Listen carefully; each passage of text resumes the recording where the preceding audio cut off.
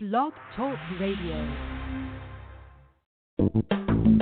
Welcome to the Institute for Personal Development, Kriya Yoga Ashram, where total consciousness is the new frontier. Kriya Yoga is union of the individual with the divine. Join us as we explore the practices to initiate this process. Good morning. Welcome to the Voice of Yoga. Let's Talk Consciousness. I am your hostess, Lisa Winton, and with me is Kenny Toy, also known as Swami Jayananda, founder of the Institute for Personal Development that's located here in Hampton, New Hampshire. Good morning, Swami. Thanks for being here today. How are you? Good morning. I'm doing pretty good today. How about you? I'm doing pretty good today. Thanks for asking. And we want to thank you, listeners, for tuning in. So today on the Voice of Yoga, we'll be talking about apotheosis as a pilgrimage from the material to the spiritual. Listen as we explore the physics of spirituality and the process of the human becoming divine. In this show, we will be discussing some of the benefits of becoming aware of the function of the causal spiritual body. Learn how to use karma to lift yourself out of the cycle of death and rebirth. Welcome to the Voice of Yoga. We are talking consciousness. And join the Kriya Yoga Spiritual Advance. Get the light in your soul and experience the revelation of stillness.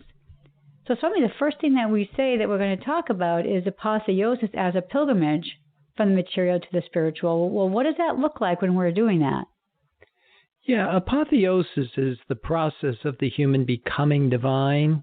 And the way that plays out is we start to go from material values, material beliefs, into spiritual values and spiritual beliefs. So we're moving from the visible and the tangible, and then oftentimes the intermediate phase in this whole thing is when we are doing the mental phase, which is you're going from visible and tangible to invisible but tangible. And then eventually, of course, we'll start to see that in order to actualize spiritual reality, we really have to internalize spirit, which is the invisible, intangible.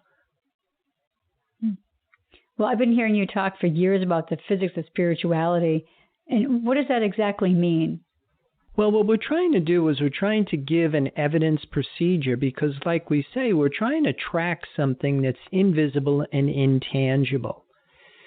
And what is being reported in our senses, things that are visible and tangible, or even things that are invisible but tangible, are the way that we're able to identify what's going on in this invisible, intangible dimension. So about the process of the human becoming divine, where do you think we are collectively as a whole in our process of becoming divine? Well, I think we're bound up in sensual perception, so we are lost in material values and material beliefs. And so would you say that we have like a pretty long road ahead of us to be able to get from where we are to becoming divine? Well, to answer your question, I really don't. I really think that it's really a matter of putting the right information into the mainstream medium, because this process of going from sound to silence or material to spiritual really isn't something that has to be done. We're already there. We're already spiritual beings. It's not something that really materializes. It is really just a revelation. It is something that we accept and we identify with, and then the changes that come from just this shift in perception starts to manifest itself, starts to materialize. So when you're talking about revelation, you're talking about that we have to be at a certain sense of awareness to be able to go from sound to silence? Yeah, that's what we talk about, the physics of spirituality, the evidence procedure that accompanies it. because in the Bible, there is, and I'm not exactly sure what book or what passage it might be, but there is something that makes reference to ask in my name, and it shall be given to you. And the interpretation of that, to ask in my name, means to ask in my likeness. The physics of spirituality means that we have to change our frequency. We have to change the vibration that we resonate to. That's where I really think the Kriya Yoga that we teach excels in that, because of the simple fact that we are employing purification techniques. We are working with skillful use of thought, skillful use of breath, skillful use of water, skillful use of food, skillful use of exercise. And what's happening in the framework of employing these strategies is we're changing the shape, the composition, the condition of our physical body so that we can be receptive to the frequency of spirit. Because like I said, spirit is invisible and it's intangible. Spirit rests in perfect divine unity. There is no vibration. So spirit is frequency free. And the more that we resonate, the higher the vibration that we resonate to, the more out of tune we are with it. Well, there may be some people out there that may not understand that concept, because we've been talking a lot about trying to move from our material-minded ways into a spiritual-minded ways. So if we are using food and water and preparing the body, people might mistake that to believe that the body as a material means and not a spiritual means. Yeah, I think you're 100% right there. The discipline that I resonate to the most is Christian Science, and the way Mary Baker Eddy suggests it, and also the way Jesus suggested it, was to love God, to love the Lord thy God with your heart, your soul, and your mind. Now, in order for us to love God, first of all, we must know what God is. Then we have to know what love is. And if love is the law of attraction, then we must love God. And if God or spirit is invisible and intangible, we must love what is invisible and intangible, which means we have to turn our back to what is reporting in our five sense mind. And what you'll notice is that most of us, we emphasize things that are sensual and animated, and those are 180 degrees from what this silence that we're talking about resonates to. Well, I have a question to you about sound and using sound. So how do you explain like chanting? So I know there's different advantages to practicing chanting. So we don't want to not do that still. How do we put that into our practice and still try to aim for the goal of silence? Yeah, see, that comes down to the whole thing of process. That's what I was saying, that the physical part is addressing what is visible and tangible. The mental part is where you can start to work with vibration and sound, because sound is invisible, but it's tangible. We hear it. It reports in our five sense mind. And the more that we can harmonize ourselves with things that would reveal or represent divine law, things that are in harmony with divine law. So, say, for example, music. In the framework of music as a science, there is what they call harmony and there is what they call discord. And things that are in harmony would be things that would be in sync with divine law, revealing itself. Things that would be out of tune or in discord would be 180 degrees from that. But the thing you have to understand is that we're trying to use the testimony of our five senses so that we can have attention for something that is invisible and intangible. We're not trying to call spirit into our human experience. We're not trying to bring spirit into matter. But we are using matter as a compass or a barometer or an indicator that what I'm doing is in sync or in harmony with my divine nature. Yeah, interesting. I have another question about sound and music. And years ago, I was part of a drumming circle, and we would get together a couple of times a month. And I was told by the members of this group that the drums are a very earth sound. And then they were explaining that other types of instruments, like, say, the harp, for example, would be more of like a heavenly or a spiritual sound. And so back then I was thinking, well, that's probably frequency-based. But I wanted to get your take on that since you mentioned about music. So what do you think about that? If people who are into drumming, if that's something that they really resonate to, does that mean they're more mortal, more material, more earthbound than somebody who says likes heavenly type of music? Well, to answer your question, the thing that we don't want to do is identify with the music. What we're trying to do is we're trying to identify with the silence that the music comes out of. And so that's where I think sometimes where things can get convoluted and distorted is because we start to mistake the music, and then, of course, we start to use the sensation or the sensual information that we're getting, and we identify with that with what we think is being spiritual. In the same way we do that with thoughts.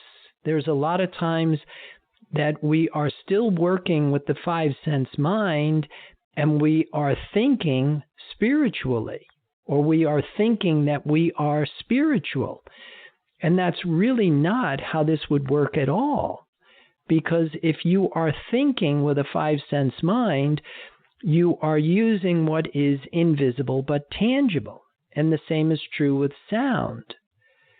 That if you are using sound to do something materially, then you are working on a mental level.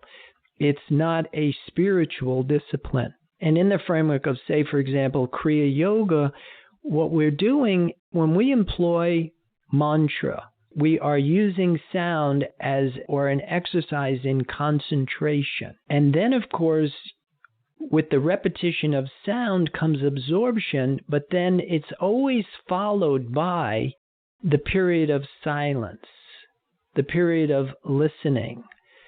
Because what we're really trying to do is we're trying to attune ourselves like tuning a piano or tuning a guitar.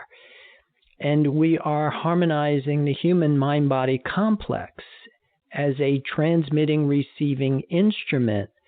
And we're trying to make it receptive to what is invisible, intangible, and no vibration. So it's not that the music gets us to a spiritual place or to silence. It's like the composer or somebody who's writing music, they're getting the music from spirit. So it's actually the other way around. And I think that's exactly how you want to get it. You want to get it from your inspiration, from divine idea. And of course, creativity is where we're drawing from the realm of spirit, what is invisible and intangible. That's one of the things that you'll find is why so many artists go through a period of depression, because they're trying to take their inspiration, divine idea, and put it into form, and then it comes up short. Because you can't materialize something whole. If it is visible and tangible or invisible and tangible, it's in half. Well, I think this is a good place to pause to hear a word from our sponsors. So, listeners, we will be back with you in just a few moments.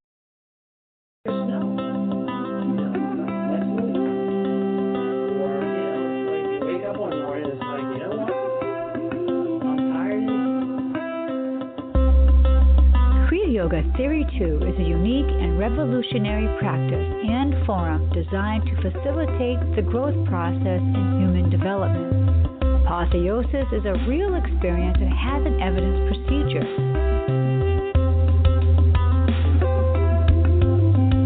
You cannot lead someone to permanent change by doing for them what they must do themselves.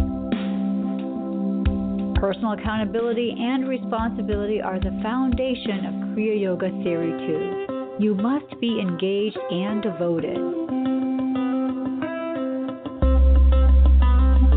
Prana power brings virtue to overcome fear, wisdom to overcome ignorance, purpose to overcome selfishness, enthusiasm to overcome laziness.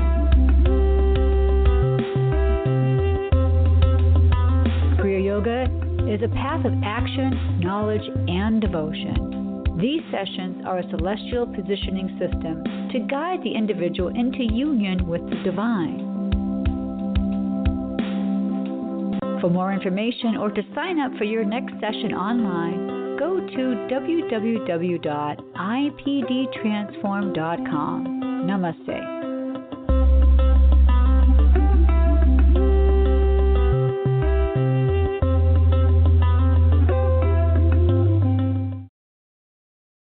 And welcome back. For those of you just joining us, you're listening to The Voice of Yoga, and we are talking consciousness.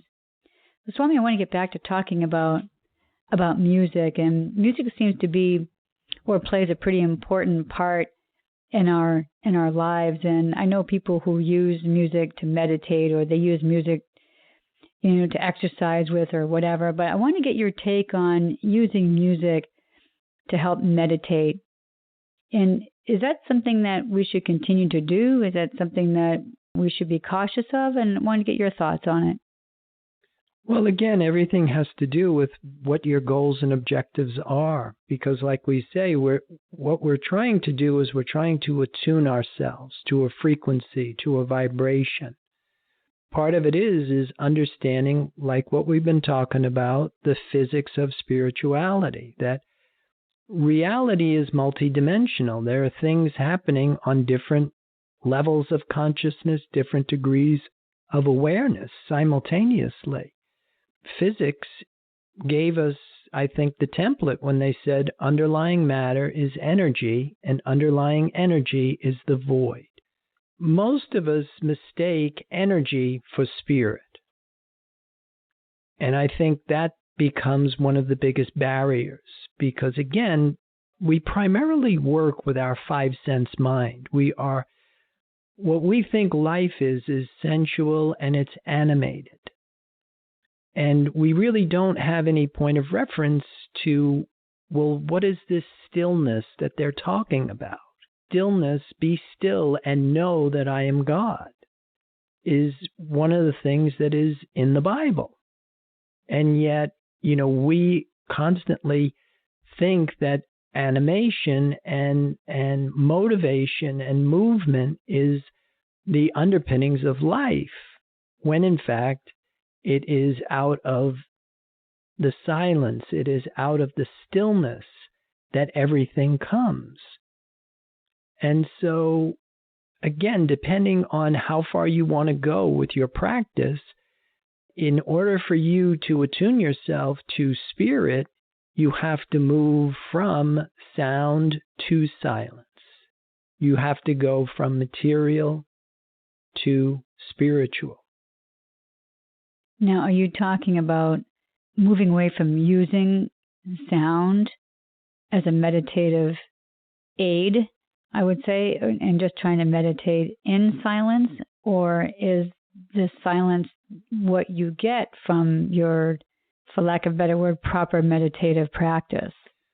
Well, again, I think what a lot of people don't understand is that meditation is the seventh stage of yoga. It's the eighth stage of Buddhism.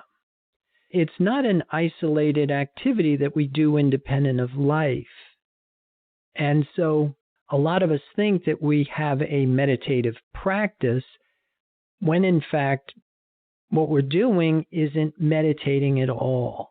Because in order to actually meditate in the true sense of the word, you really have to be connected to spirit.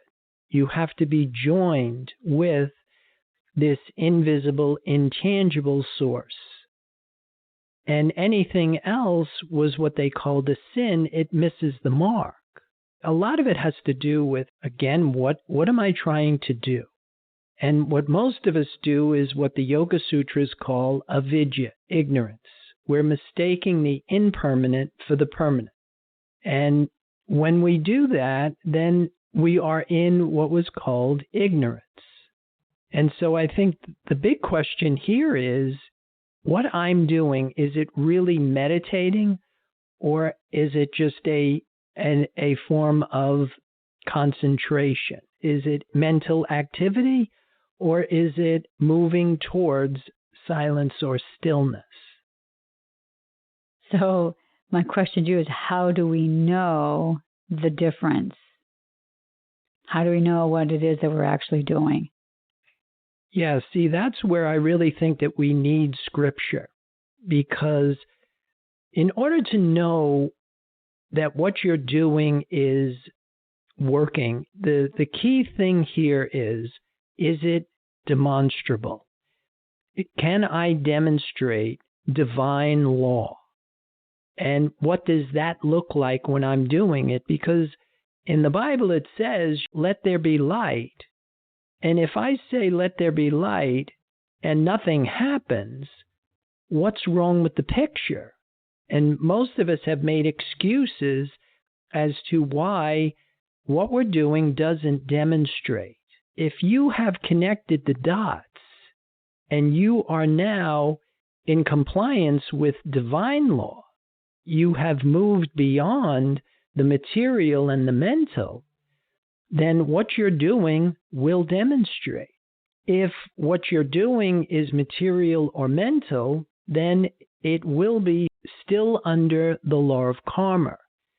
And there's a big difference between how karma demonstrates as opposed to how divine law demonstrates. Because with karma, you can turn finite bad into finite good. But in order to become spiritual, you have to move into the realms of the absolute. Spirit is absolute goodness. And even say, for example, the thing about sound and silence. What most of us call silence is just the absence of sound in our five-sense mind. But in the framework of this practice, you have to understand that in order for us to meditate in the true sense of the word, we have to move from the lower mind into the higher mind. That divine mind must take over the scientific government of your being. And when we do that, then of course the five-sense mind moves into its rightful position as an avenue of awareness of the presence of truth. And what we know is that truth now clothes the raiment of your mind with divine idea. And divine idea does not report in a five-sense mind. There's your frequency-free experience. There's your absolute silence. But what most of us do, we call meditating, is we're sitting in the quiet, but our mind is still thinking. We are forming thoughts and opinions, and we are following imagery that is reporting in our five-sense mind. Now, when divine mind takes over the scientific government of your being, then what you're getting is divine idea. And divine idea works in the absolute. The five-sense mind works in duality. It works in things that are in half. Because they're in half, there's a point of departure, there's contrast, and our senses work on contrast. But we are in a fragmented consciousness. We are in a divided consciousness. And what we're trying to do is we're trying to get into unity consciousness. We're trying to understand the absolute. Is that what you mean when you talked about earlier when you're talking about divine mind? Is that's how we can get to divine mind? Yeah, divine mind is there. There's only one mind. There's only one power. Everything else is just an illusion. The five sense mind, it comes out of the world mind, which is the shadow of divine mind. It's like the counterfeit. The more I understand Christian Science, I'm starting to understand what I think Mary Baker Eddy meant when she talked about man is God's reflection. Just like if you were to look at a moon in a lake. Now, when you're looking at that reflection in a pristine, calm lake, you see the moon and you think it is the moon, when in fact it is a reflection. And I think the same is true with the five sense mind. It is that it is a reflection of the divine mind. In our practice, what we're trying to do is we're trying to turn that reflection, we're trying to give ourselves a half a turn. That's where in Christian Science they also talk about repent means to think differently. And so we're accustomed to thinking with our five sense mind, but we really want to try and give ourselves a half a turn, but we're looking for something that isn't going to report in our five sense mind. We're looking for something that's invisible and intangible. It is absolute nothing. It is the nothing out of which everything comes. And it is the one power of this universe. It is the only true power of this universe. So I have in our notes, you have written down, reliance on spirit produces silence, and you wrote a capital S there, that produces the sound reasoning of spiritual truth. Now, that sounds like a mouthful there, but can you dig down a little deeper for us and maybe explain in layman's terms what that all means? Yeah, I mean, for me, I really like it the way the Buddha said it. We must desire nothing. Jesus said the same thing when he said we must love the Lord thy God with our heart, our soul, and our mind. What we're trying to connect with is something that doesn't report in our five sense mind. That spirit or the concept of God is everywhere and in everything, and yet no one sees it because it's whole. And we're accustomed to dealing with contrast. But if you can rely on spirit, then of course it produces the true silence, not just the absence of noise in a five sense mind. But this is true silence, and that is the sound reasoning of spiritual truth. Because the truth is that everything is spirit. And divine law is the law of harmony. It's the law of love. It's the law of perfect, absolute peace. And so in our practice, what we're trying to do is we're trying to attune ourselves to this law. But as long as we continue to accept the testimony of our five sense mind, then we keep resonating to this lower vibration. We keep resonating to matter or mind. And as a result, we remain in the law of karma. We have a belief in two powers and not a belief in the one power. Wow, it is about that time. We have to start closing down our show for today. So with that, listeners, I want to encourage you to visit our website. It's www.ipdtransform.com. You'll find all kinds of wonderful tools on the website there to continue your learning experiences. And don't forget to tune in to our Facebook Live episode that we air every Wednesday at 5 o'clock. So, Swami, do you have any other final thoughts about today's program? Well, I would like to remind everybody that silence is golden. but not all that glitters is gold. So you really want to know the difference between absolute truth and the concept of truth. And with that, I'll wish everybody a good day. Namaste. And thank you for listening to our program, The Voice of Yoga. This is Lisa Winton, along with Swami Jayananda, signing off. Have a wonderful Kriya Yoga kind of day. Namaste.